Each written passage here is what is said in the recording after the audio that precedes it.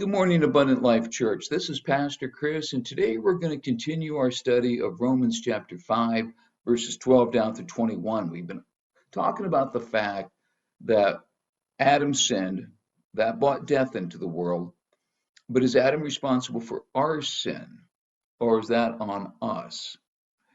Uh, this is a question that theologians have been arguing about for centuries, and it really still hasn't been settled. We're dead men, thanks to Adam, who sin.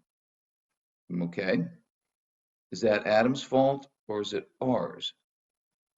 Is he responsible for our sin or our death? I didn't eat any forbidden fruit in the garden. I didn't even get to go in the garden. Why should I have to suffer? But on the other hand, I do sin. All right? Well, if I sin already, then what difference does Adam's sin make? How much of this is our fault? How much of it is his? Personally, I've always thought that the best way to look at this whole question of Adam's sin is that Adam's sin makes us all subject to death. But the sins we commit are our own responsibility. So all Adam's sin did is say, okay, you guys aren't going to live forever anymore. Now you're going to die. Oh, okay. But the sin is on me. Okay, so Adam, you're off the hook, except for one small thing. Thanks, Adam. We're all going to die now. But if I'm right, at least we know that he's responsible for our death, not ours. So don't you feel so much better? Let me ask you this. What possible difference does it make who's responsible for our death?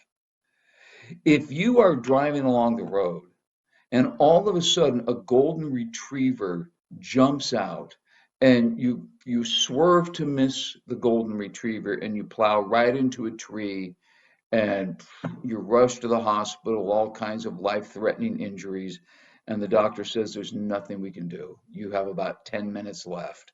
There's nothing we can do. And then he says, oh, by the way, you should know that dog, it wasn't a golden retriever at all. It was a yellow lab. So what? What difference does it make what kind of dog it was? You're going to die. Hey, good news, we're all subject to death, but it wasn't your fault, it was Adam's. We're still going to die. That's the big problem here. I kind of don't want this death thing. So we've struggled with this question of whose fault it is that we're going to die, and I doubt we're going to solve it, on this devotion this morning. But you know what we can do? We can actually focus on the right question in this passage. Paul, I don't think, ever really intended for people to debate over what he wrote, because there was a larger issue here that he wanted us to focus on. So what is that question we should be focused on? Well, we've been talking about Adam's sin. But is that the most important question here? This entire passage is a comparison of what Adam's sin did for us versus something we haven't even talked about yet. What Adam's sin did for us versus what Jesus's cross did for us. So far, all we've been looking at is Adam's sin. And throughout the years, that's really what the debate has been focused on. But if you focus on that, you miss the big point here, the point of this entire passage, the point of the whole Bible, the point of our faith. If we get tangled up over what Adam did and how it impacts us and whose fault it is, we're never going to see what really matters. What about what Jesus did? He died for us. His death saved us. His death opened the way to everlasting life for us. That's the big thing that really matters. Look at verses 15 through 17. But the gift, that's the cross of Jesus. The gift is not like the trespass. For if many died by the trespass of one man, how much more did God's grace and the gift that came by the grace of one man, Jesus Christ, overflow to the many? Nor can the gift of God be compared with the result of one man's sin. The judgment followed one sin and brought condemnation, but the gift followed many trespasses and brought justification.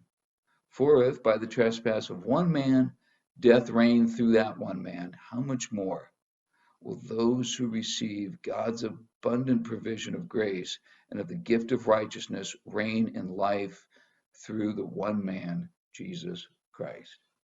What he's saying here is this: who cares if Adam made us sinners or if Adam made us dead men? Who cares? Jesus fixed it. If because of Adam everybody has to die, then guess what? Through Jesus, everybody has the chance for eternal life. If Adam brought sin into the world, then Jesus paid for that sin with his blood and brought hope into the world. All right, look at it this way. Who's greater, Adam or Jesus? You're going to say Jesus, okay? So if Jesus is greater, then whose action would be more powerful? Adam's sinning or Jesus's atonement? If Jesus's atonement, if his sacrifice is greater than Adam's sin, then that's where our focus should be. That's where our discussion and our thoughts should be. What did Jesus do for us? Yeah, sure, Adam's sin resulted in destruction, it resulted in death. But Jesus' action resulted in creation and everlasting life. And the power to create is far greater, far more powerful, far more difficult than the power to destroy.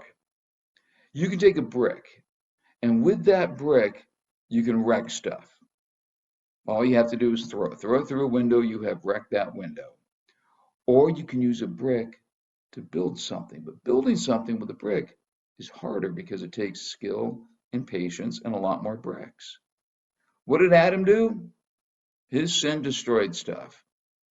What did Jesus do? We'll talk more about this next time. Till then, have a great day.